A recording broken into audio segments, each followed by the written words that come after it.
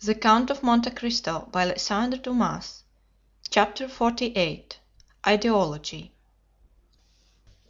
If the Count of Monte Cristo had been for a long time familiar with the ways of Parisian society, he would have appreciated better the significance of the step which Mr. de Villefort had taken.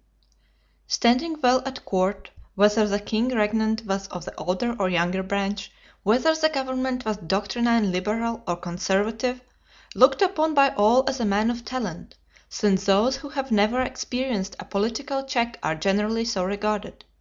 Hated by many, but warmly supported by others, without being really liked by anybody, Mr. de Villefort held a high position in the magistracy, and maintained his eminence like a Harley or a Mole.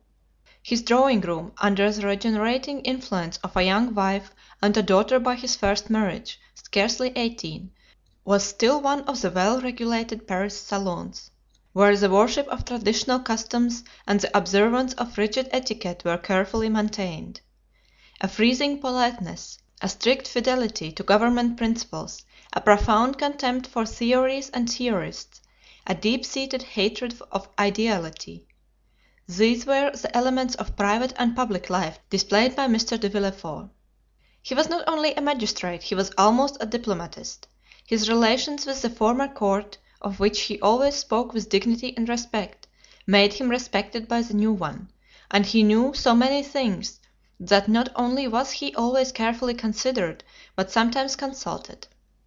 Perhaps this would not have been so had it been possible to get rid of Mr. de Villefort. But, like the feudal barons who rebelled against their sovereign, he dwelt in an impregnable fortress. This fortress was his post as king's attorney, all the advantages of which he exploited with marvelous skill, and which he would not have resigned but to be made deputy, and thus to replace neutrality by opposition. Ordinarily, Mr. de Villefort made and returned very few visits. His wife visited for him, and this was the received thing in the world, where the weighty and multifarious occupations of the magistrate were accepted as an excuse for what was really only calculated pride, a manifestation of professed superiority, in fact, the application of the axiom, pretend to think well of yourself and the world will think well of you, an axiom 100 times more useful in society nowadays than that of the Greeks, know thyself, a knowledge for which in our days we have substituted the less difficult and more advantageous science of knowing others. To his friends Mr. de Villefort was a powerful protector, to his enemies he was a silent but bitter opponent. For those who were neither the one nor the other, he was a statue of the law-made man.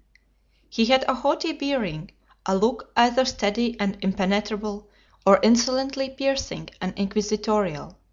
4 successive revolutions had built and cemented the pedestal upon which his fortune was based.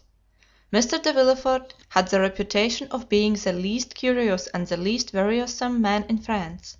He gave a ball every year, at which he appeared for a quarter of an hour only, that is to say, 45 minutes less than the king is visible at his balls. He was never seen at the theaters, at concerts, or in any place of public resort. Occasionally but seldom he played at whist, and then care was taken to select partners worthy of him. Sometimes they were ambassadors, sometimes archbishops, or sometimes a prince or a president, or some dowager duchess. Such was the man whose carriage had just now stopped before the Count of Monte Cristo's door. The valet de chambre announced Mr. de Villefort at the moment when the count, leaning over a large table, was tracing on a map the route from St. Petersburg to China. The procureur entered with the same grave and measured step he would have employed in entering a court of justice. He was the same man, or rather the development of the same man, whom we have heretofore seen as assistant attorney at Marseilles. Nature, according to her way, had made no deviation in the path he had marked out for himself. From being slender he had now become meager; once pale, he was now yellow. His deep-set eyes were hollow, and the gold spectacles shielding his eyes seemed to be an integral portion of his face. He dressed entirely in black, with the exception of his white tee and his funeral appearance was only mitigated by the slight line of red ribbon which passed almost imperceptibly through his buttonhole, and appeared like a streak of blood traced with a delicate brush. Although master of himself, Monte Cristo scrutinized with irrepressible curiosity the magistrate whose salute he returned, and who, distrustful by habit and especially incredulous as to social prodigies, was much more disposed to look upon the noble stranger, as Monte Cristo was already called, as an adventurer in search of new fields, or an escaped criminal, rather than as a prince of the Holy See or a sultan of the Thousand and One Nights.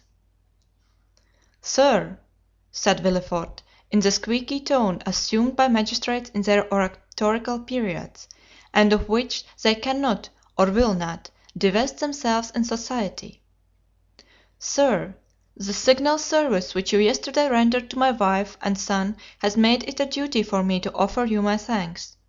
I have come, therefore, to discharge this duty and to express to you my overwhelming gratitude." And as he said this, the eye severe of the magistrate had lost nothing of its habitual arrogance. He spoke in a voice of the procureur general, with a rigid inflexibility of neck and shoulders which caused his flatterers to say, as we have before observed, that he was the living statue of the law. "Monsieur," replied the count with a chilling air, "I am very happy to have been the means of preserving a son to his mother, for they say that the sentiment of maternity is the most holy of all. And the good fortune which occurred to me, monsieur, might have enabled you to dispense with a duty which, in its discharge, confers an undoubtedly great honor, for I am aware that Mr. de Villefort is not usually lavish of the favor which he now bestows on me, a favor which, however estimable, is unequal to the satisfaction which I have in my own consciousness." Villefort, astonished at this reply, which he by no means expected, started like a soldier who feels the blow leveled at him over the armor he wears, and a curl of his disdainful lip indicated that from that moment he noted in the tablets of his brain that the Count of Monte Cristo was by no means a highly bred gentleman. He glanced around in order to seize on something on which the conversation might turn, and seemed to fall easily on a topic. He saw the map which Monte Cristo had been examining when he entered, and said: "You seem geographically engaged, sir. It is a rich study for you, who, as I learn, have seen as many lands as are delineated on this map." "Yes, sir," replied the count, "I have thought to make of the human race, taken in the mass, what you practice every day on individuals—a physiological study. I have believed it was much easier to descend from the whole to a part than to ascend from a part to the whole. It is an algebraic axiom which makes us proceed from a known to an unknown quantity, and not from an unknown to a known. But sit down, sir, I beg of you." Monte Cristo pointed to a chair, which the procureur was obliged to take the trouble to move forwards himself, while the count merely fell back into his own, on which he had been kneeling when Mr. Villefort entered. Thus the count was halfway turned towards his visitor, having his back towards the window, his elbow resting on the geographical chart which furnished the theme of conversation for the moment, a conversation which assumed, as in the case of the interviews with Danglars and Morcerf, a turn analogous to the persons, if not to the situation. "Ah, you philosophize," replied Villefort, after a moment's silence, during which, like a wrestler who encounters a powerful opponent, he took breath. "Well, sir, really, if, like you, I had nothing else to do, I should seek a more amusing occupation." "Why, in truth, sir," was Monte Cristo's reply, "man is but an ugly caterpillar for him who studies him through a solar microscope. But you said, I think, that I had nothing else to do. Now, really, let me ask, sir, have you? Do you believe you have anything to do? Or to speak in plain terms, do you really think that what you do deserves being called anything?"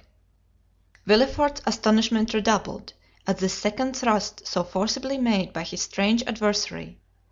It was a long time since the magistrate had heard a paradox so strong, or rather, to say the truth more exactly, it was the first time he had ever heard of it. The procureur exerted himself to reply. "Sir," he responded, "you are a stranger, and I believe you say yourself that a portion of your life has been spent in Oriental countries, so you are not aware how human justice, through expeditions in barbarous countries, takes with us a prudent and well-studied course." "Oh, yes, yes, I do, sir. It is the pede claudo of the ancients. I know all that, for it is with the justice of all countries especially that I have occupied myself. It is with the criminal procedure of all nations that I have compared natural justice, and I must say, sir, that it is the law of primitive nations, that is, the law of retaliation, that I have most frequently found to be according to the law of God." "If this law were adopted, sir," said the procureur, "it would greatly simplify our legal codes, and in that case the magistrates would not, as you just observed, have much to do." "It may, perhaps, come to this in time," observed Monte Cristo. "You know that human inventions march from the complex to the simple, and simplicity is always perfection." "In the meanwhile," continued the magistrate, "our codes are in full force, with all their contradictory enactments, derived from Gallic customs, Roman laws, and Frank usages, the knowledge of all which, you will agree, is not to be acquired without extended labor. It needs tedious study to acquire this knowledge, and, when acquired, a strong power of brain to retain it." "I agree with you entirely, sir. But all that even you know with respect to the French code, I know, not only in reference to that code, but as regards the codes of all nations. The English, Turkish, Japanese, Hindoo laws are as familiar to me as the French laws, and thus I was right when I said to you that relatively—you know that everything is relative, sir—that relatively to what I have done you have very little to do, but that relatively to all I have learned you have yet a great deal to learn." "But with what motive have you learned all this?" inquired Villefort in astonishment. Monte Cristo smiled. "Really, sir," he observed, "I see that in spite of the reputation which you have acquired as a superior man, you look at everything from the material and vulgar view of society, beginning with man and ending with man; that is to say, in the most restricted, most narrow view which it is possible for human understanding to embrace." "Pray, sir, explain yourself," said Villefort, more and more astonished. "I really do not understand you perfectly." "I say, sir, that with the eyes fixed on the social organization of nations you see only the springs of the machine, and lose sight of the sublime workman who makes them act. I say that you do not recognize before you and around you any but those office holders whose commissions have been signed by a minister or king, and that the men whom God has put above those office holders, ministers, and kings by giving them a mission to follow out, instead of a post to fill, I say that they escape your narrow, limited field of observation. It is thus that human weakness fails, from its debilitated and imperfect organs. Tobias took the angel who restored him to light for an ordinary young man. The nations took Attila, who was doomed to destroy them, for a conqueror similar to other conquerors, and it was necessary for both to reveal their missions, that they might be known and acknowledged. One was compelled to say, 'I am the angel of the Lord,' and the other, 'I am the hammer of God,' in order that the divine essence in both might be revealed." "Then," said Villefort, more and more amazed, and really supposing he was speaking to a mystic or a madman, "you consider yourself as one of those extraordinary beings whom you have mentioned?" "And why not?" said Monte Cristo coldly. "Your pardon, sir," replied Villefort, quite astounded, "but you will excuse me if, when I presented myself to you, I was unaware that I should meet with a person whose knowledge and understanding so far surpass the usual knowledge and understanding of man. It is not usual with us corrupted wretches of civilization to find gentlemen like yourself, possessors, as you are, of immense fortune, at least so it is said, and I beg you to observe that I do not inquire, I merely repeat. It is not usual, I say, for such privileged and wealthy beings to waste their time in speculations on the state of society, in philosophical reveries intended at best to console those whom fate has disinherited from the goods of this world." "Really, sir," retorted the count, "have you attained the eminent situation in which you are without having admitted, or even without having met with exceptions? And do you never use your eyes, which must have acquired so much finesse and certainty, to divine at a glance the kind of man by whom you are confronted? Should not a magistrate be not merely the best administrator of the law, but the most crafty expounder of the chicanery of his profession, a steel probe to search hearts, a touchstone to try the gold which in each soul is mingled with more or less of alloy?" "Sir," said Villefort, "upon my word you overcome me. I really never heard a person speak as you do." "Because you remain eternally encircled in a round of general conditions, and have never dared to raise your wings into those upper spheres which God has peopled with invisible or exceptional beings." "And you allow then, sir, that spheres exist, and that these marked and invisible beings mingle amongst us?" "Why should they not? Can you see the air you breathe, and yet without which you could not for a moment exist?"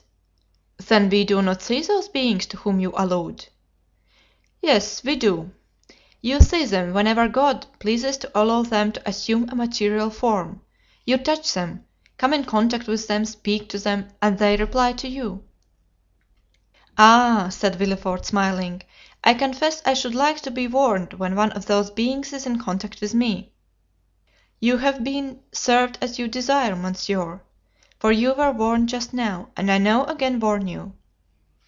"Then you yourself are one of those marked beings?" "Yes, monsieur, I believe so; for until now no man has found himself in a position similar to mine. The dominions of kings are limited either by mountains or rivers, or a change of manners, or an alteration of language. My kingdom is bound only by the world, for I am not an Italian, or a Frenchman, or a Hindoo, or an American, or a Spaniard. I am a cosmopolite. No country can say it saw my birth. God alone knows what country will see me die. I adopt all customs, speak all languages. You believe me to be a Frenchman, for I speak French with the same facility and purity as yourself. Well, Ali, my Nubian, believes me to be an Arab. Bertuccio, my steward, takes me for a Roman. Haydée, my slave, thinks me a Greek. You may, therefore, comprehend that being of no country, asking no protection from any government, acknowledging no man as my brother, not one of the scruples that arrest the powerful, or the obstacles which paralyze the weak, paralyzes or arrests me. I have only two adversaries. I will not say two conquerors, for with perseverance I subdue even them. They are time and distance. There is a third, and the most terrible; that is my condition as a mortal being. This alone can stop me in my onward career before I have attained the goal at which I aim, for all the rest I have reduced to mathematical terms. What men call the chances of fate, namely, ruin, change, circumstances, I have fully anticipated, and if any of these should overtake me, yet it will not overwhelm me. Unless I die, I shall always be what I am, and therefore it is that I utter the things you have never heard, even from the mouths of kings. For kings have need and other persons have fear of you. For who is there who does not say to himself, in a society as incongruously organized as ours, perhaps some day I shall have to do with the king's attorney? But can you not say that, sir? The moment you become an inhabitant of France, you are naturally subjected to the French law.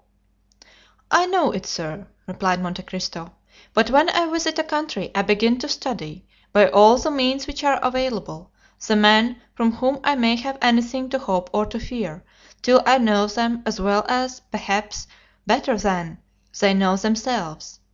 It follows from this that the king's attorney, be he who he may, with whom I should have to deal, would assuredly be more embarrassed than I should." "That is to say," replied Villefort with hesitation, "that human nature being weak, every man, according to your creed, has committed faults." "Faults or crimes," responded Monte Cristo with a negligent air. "And that you alone amongst the men whom you do not recognize as your brothers, for you have said so," observed Villefort in a tone that faltered somewhat, "you alone are perfect?" "No, not perfect," was the count's reply, "only impenetrable, that's all. But let us leave off this strain, sir, if the tone of it is displeasing to you. I am no more disturbed by your justice than are you by my second sight." "No, no, by no means," said Villefort, who was afraid of seeming to abandon his grounds. "No, by your brilliant and almost sublime conversation you have elevated me above the ordinary level. We no longer talk, we rise to dissertation. But you know how the theologians in their collegiate chairs, and philosophers in their controversies, occasionally say cruel truths. Let us suppose for the moment that we are theologizing in a social way, or even philosophically, and I will say to you, rude as it may seem, my brother, you sacrifice greatly to pride. You may be above others, but above you there is God." "Above us all, sir," was Monte Cristo's response, in a tone and with an emphasis so deep that Villefort involuntarily shuddered. "I have my pride for man. Serpents always ready to threaten everyone who would pass without crushing them underfoot. But I lay aside that pride before God, who has taken me from nothing to make me what I am." "Then, count, I admire you," said Villefort, who, for the first time in this strange conversation, used the aristocratic form to the unknown personage whom until now he had only called monsieur. "Yes, and I say to you, if you are really strong, really superior, really pious or impenetrable, which you were right in saying amounts to the same thing, then be proud, sir, for that is the characteristic of predominance. Yet you have unquestionably some ambition." "I have, sir." "And what may it be?" "I too, as happens to every man once in his life, have been taken by Satan into the highest mountain in the earth, and when there he showed me all the kingdoms of the world, and as he said before, so said he to me, 'Child of earth, what wouldst thou have to make thee adore me?' I reflected long, for a gnawing ambition had long preyed upon me, and then I replied, 'Listen, I have always heard of Providence, and yet I have never seen him, or anything that resembles him, or which can make me believe that he exists. I wish to be Providence myself, for I feel that the most beautiful, noblest, most sublime thing in the world is to recompense and punish." Satan bowed his head and groaned. "You mistake," he said. "Providence does exist, only you have never seen him because the child of God is as invisible as the parent. You have seen nothing that resembles him because he works by secret springs and moves by hidden ways. All I can do for you is to make you one of the agents of that Providence. The bargain was concluded. I may sacrifice my soul, but what matters it?" added Monte Cristo. "If the thing were to do again, I would again do it." Villefort looked at Monte Cristo with extreme amazement. "Count," he inquired, "have you any relations?" "No, sir, I am alone in the world." "So much the worse." "Why?" asked Monte Cristo. "Because then you might witness a spectacle calculated to break down your pride. You say you fear nothing but death?" "I did not say that I feared it. I only said that death alone could check the execution of my plans." "And old age?" "My end will be achieved before I grow old." "And madness?" "I have been nearly mad, and you know the axiom, 'Non bis in idem.' It is an axiom of criminal law, and, consequently, you understand its full application." "Sir," continued Villefort, "there is something to fear besides death, old age, and madness. For instance, there is apoplexy, that lightning stroke which strikes but does not destroy you, and yet which brings everything to an end. You are still yourself as now, and yet you are yourself no longer; you who, like Ariel, verge on the angelic, are but an inert mass, which, like Caliban, verges on the brutal; and this is called, in human tongues, as I tell you, neither more nor less than apoplexy.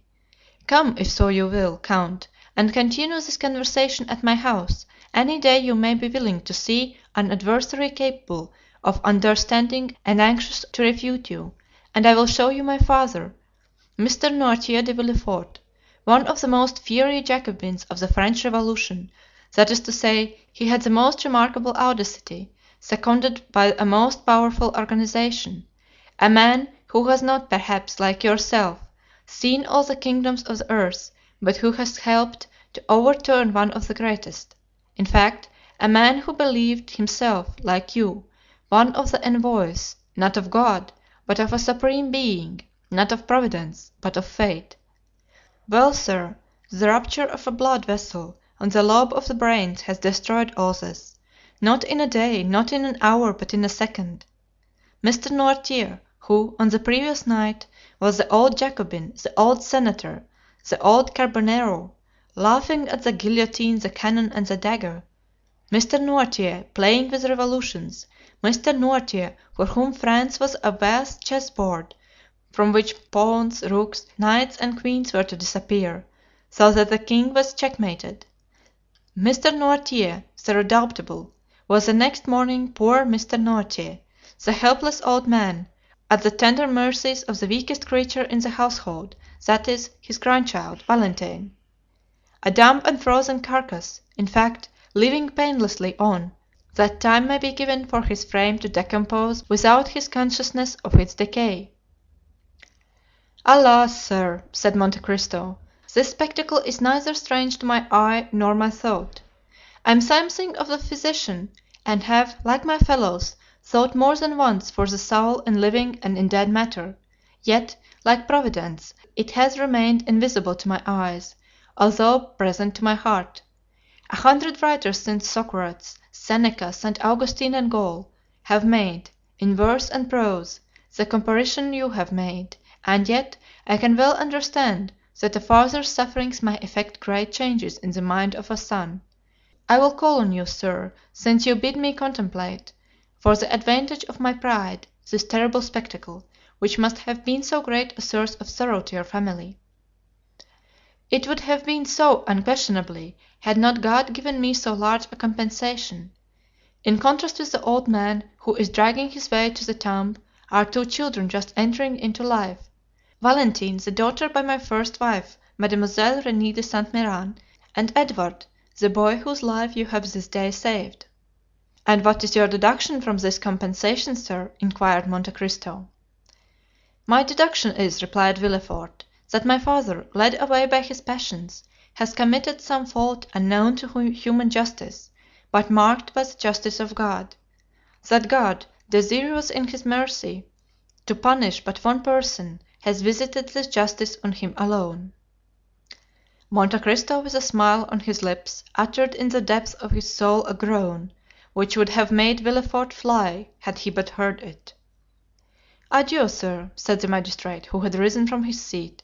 "I leave you, bearing a remembrance of you, a remembrance of esteem, which I hope will not be disagreeable to you when you know me better, for I am not a man to bore my friends, as you will learn. Besides, you have made an eternal friend of Madame de Villefort." The count bowed, and contented himself with seeing Villefort to the door of his cabinet, the procureur being escorted to his carriage by two footmen, who, on a signal from their master, followed him with every mark of attention. When he had gone, Monte Cristo breathed a profound sigh, and said: "Enough of this poison, let me now seek the antidote." Then, sounding his bell, he said to Ali, who entered: "I am going to Madame's chamber.